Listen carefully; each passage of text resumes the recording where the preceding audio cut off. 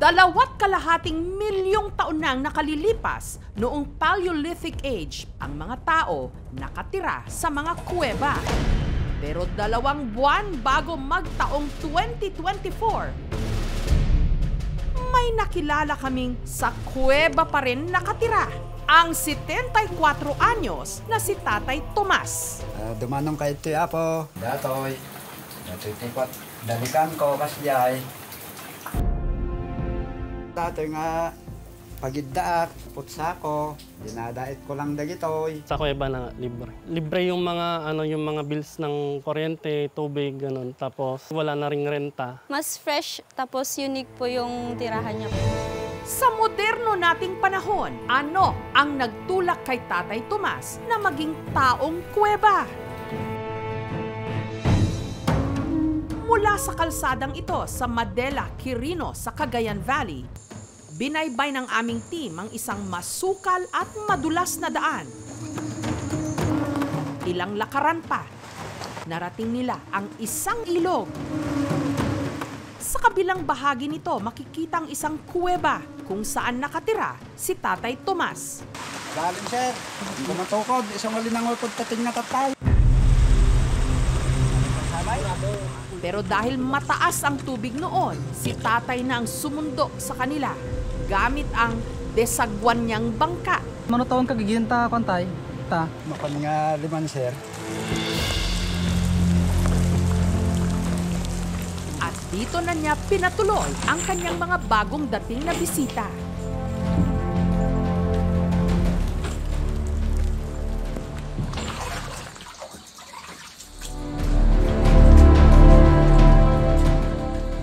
Dumanong kayo nga po, tadati tinanong mo nga pagiganak nga kuiba.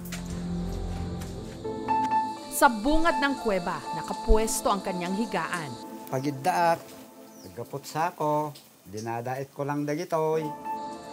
Meron din siyang upuan na siya mismo raw ang gumawa. Datoy tikwat dalikan ko kasjay. Ano pa, tatasin jak ti papel, ta isot pa pagarong ko.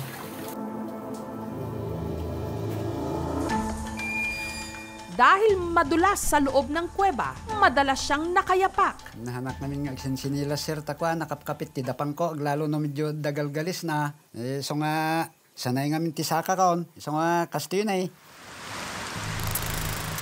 Delikado raw kung tuloy-tuloy ang ulan, umaapaw daw kasi ang ilog, abot hanggang loob ng kuweba. Kaya para hindi siya abutan ng tubig, Datoy maikadwa nga kadsaran nga inaramid ko, no kasi nga dumakil nga minti karayan, maabot na di aking baba, iso nga nangaramid ti aking nga to nga kadsaran na, tano hanggang maabot ti danom. ang tanging libangan niya para hindi raw maburyong pakikinig ng radyo. Iimas na, barbaring maisarap ko ti kwa, istasyon. Awanin talaga nga narigat na makapati istasyonan niya talagaan. Sa kanyang lungga, hindi raw magugutom si Tatay. Intay kita, hindi dyan mulmulak dyan nga to. Yan ti ko, pag mulmulak tinat nating. Sumurot kayo.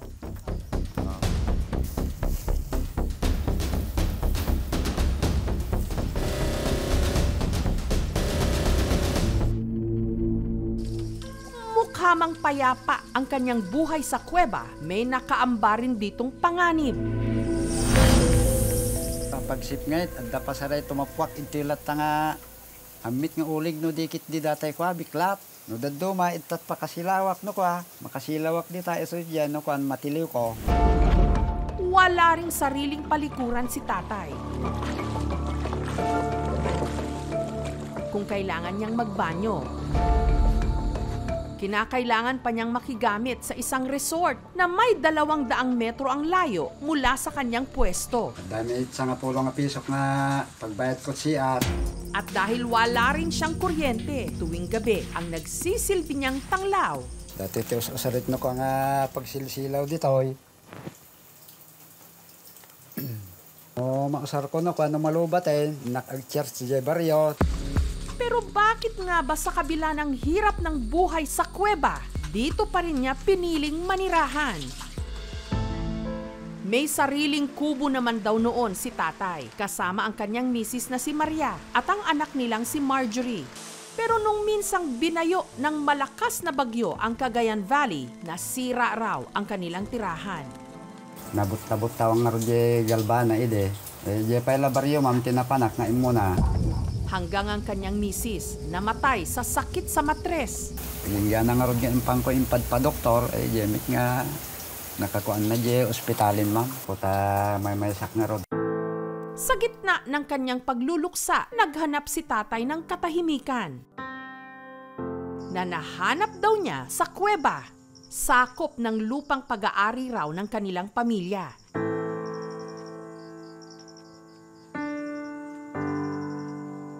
Lungkot ko nga rin nga kwa. So nga nagbayagak ito, ikit ni manong nga tawin nga kwan. Idi kanayon ijan ma'am kay madanagan kami daddo maki ajay bagyo kinajagdakil ti danom no kadya kay tumulong kanya ma'am kahit kung may agyan ni tatang ko itoin babaha. Hindi rin naman daw siya nalulungkot dahil pirmi raw siya ritong may bisita. Ang bago niyang kinakasama, si Julie. Siya ang tagaluto. Di niya ako masyadong pinapagawa sa kuweba. Tatakot ako ay baka mahulog ako. Sina Tatay Tomas at Julie, una raw naging phone pal nung pandemya. Nagtawag-tawagan kami. Sinabi niya na mamasyal ako dun sa Mandela. Hanggang laking gulat na lang daw ni Julie na ang meeting place nila ni Tatay Tomas sa kuweba. Nabigla talaga ako kasi yung kulmit ko nakatira pala sa kuweba, ma'am. Pumunta ako. Kinabukasan lockdown na, ma'am. Tapos, hindi na ako nakauwi. Mas masaya ako doon kasi walang ingay, ma'am. Hindi kalpasan ti lockdown ngamin ma'am. Basa di apo ko men. Kapilitan nga kunak. Anangay agin nadayaw tapay lang bakit kunak ta ko Hindi man naman ako pumapalya sa pagbisita ko doon sa kuweba. Talagang delikado po ang manirahan sa mga caves. Yung threat ng climate change, yung mga malalakas na bagyo, pag tumama po sa atin yan, hindi natin alam, baka hindi lang health, kundi pati buhay ng mga nakatira doon ay puno. Meron tayong housing programs. Kaya nga lang, yung mga households ay hindi natin kaagad-agad na naibibigyan ng solusyon dahil sa kakulangan ng pondo. Kontento man sa buhay sa kuweba, meron siyang hiling. Ti ko ma'am, no ko da makatulong kanyak ma'am kahit kung pagpatakdiran, di mismo nga abay mi ilagay ayan di barok ma'am. Nitong Huwebes, sa tulong ng lokal na pamahalaan ng Madela, ang mga residente nagbayanihan para ipagtayo si Tatay Tomas ng bagong kwarto sa tabi ng kanyang anak na si Marjorie.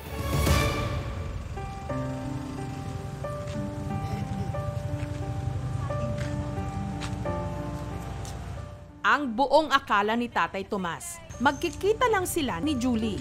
Wala siyang kamalay-malay sa naghihintay sa kanyang sorpresa. Nasorpresa ka?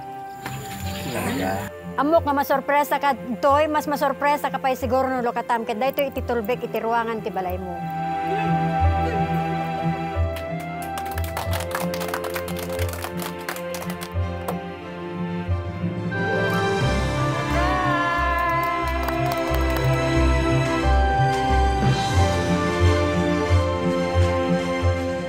Ang Municipal Social Welfare and Development Office ng Madela nagpaabot din ng tulong.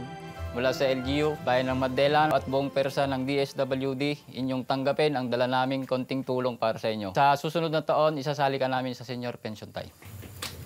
Maraming salamat po, sir. Ang aming programa, nagbigay rin ng tulong pinansyal. Inilapit na rin namin si Tatay Tomas sa isang electrical company para agaran siyang makabitan ng kuryente. Aming inaalay sa iyo ang libreng kuryente mula sa Quirino Electric Cooperative. Magkakaroon ka ng libreng house wiring, kabit ng iyong kuryente, mga ilaw, switch, at outlet kasama yung metro at service drop. Maraming salamat po, sir. Meron tayong nasa 6.5 million na housing backlog. As of last year, merong flagship housing program ang ating pamahalaan na tinatawag nating 4PH. Tuloy-tuloy po yung aming mga proyekto from all over the country. Marami po tayong itinatayong mga pabahay. Jay dagas-dagas iklaing nga kwa kit-kitan dagi jeta. Tuyak na talaga agyanin ma'am. Dakil nga pagyamanak nga talaga ang ako nak. Jack polos nga makasubsubad kanyayo. Jalati maikwak ma'am nga talaga. Bahay na masisilungan. Karapatan dapat yan ng bawat isa sa atin na magkaroon. Pero para sa napakarami, nananatiling mailap na pangarap. Mabuti na lang at ang mga tulad ni Tatay Tomas nakahanap ng sariling lungga.